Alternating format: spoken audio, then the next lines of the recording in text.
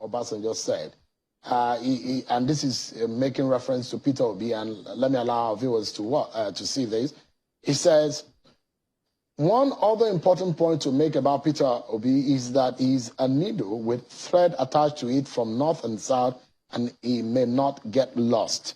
In other words, he has people who can pull his ears if and when necessary. He has a young and able running mate with a clean track record of achievement both in public and private life. That statement has now been criticized as such that Obasanjo is perhaps seeing Peter Obi as a puppet that he can play around with as soon as he gets into office. Well, first and foremost, there is the saying that the greatest place in hell will be reserved for those who keep silent in times of moral crisis. Nigeria is going bad, not because of the violence of the bad people, but because of the silence of the good ones. Obasanjo has refused to keep silent in times of moral crisis. We are in a crisis in this country. Obasanjo wants to escape going to hell by being an accomplice to corrupt leaders, because any nation that votes corrupt politicians are no longer victims, but accomplices. Now, Obasanjo has never kept silent in times of moral crisis. He went to jail because of it, and he came out, became a president, like you rightly pointed out.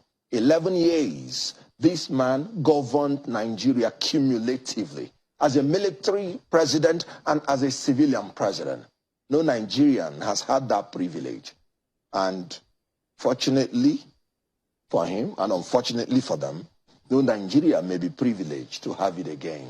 President Buhari, if he ends his term, yes, as soon as he ends his term, he'll be able to fall between the rank of the likes 9 years plus of Olusegun Obasanjo. No, 9 years plus. Cumulative. We're talking about those who have been head of state, military, and civilian. Obasanjo has 11 years. Why I brought this issue is that Obasanjo knows everything that is required to sit on that seat. Let us come to his letter. In law, the reasons for a judgment is more important than the judgment itself. That's why when a court gives judgment, we the lawyers say, no, we want to hear their reasons. Let us hear the reasons Obasanjo enumerated in his letters. He said, whoever wants to be the president must meet up with 4 factors, which he summarized in the acronym TVCP. Track record of ability and performance. You must check the antecedents. You must check the past. Then he talked about vision that is authentic, honest, and realistic. You must check the future. Then you talked about character and attributes of a child of God and obedience to God. That's talking about integrity. Who are you when nobody is looking at you? Then he talked about physical and mental abilities with soundness of mind. I can't put it in a better form. He's talking about the qualities that we need in the next leader.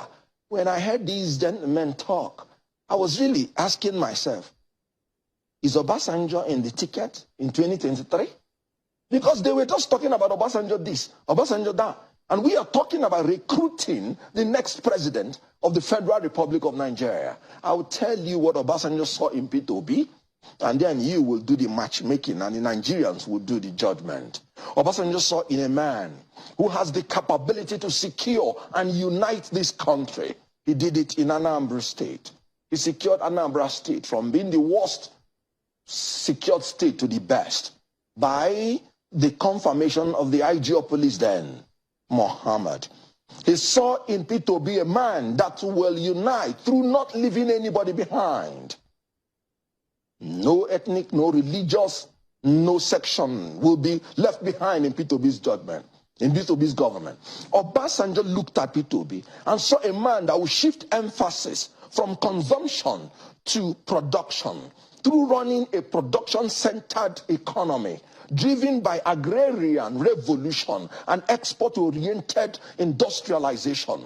Obasanjo saw in a man who will build world-class and expansive physical infrastructure, not through borrowing, but through integrated public-private partnership and entrepreneurial public sector governance.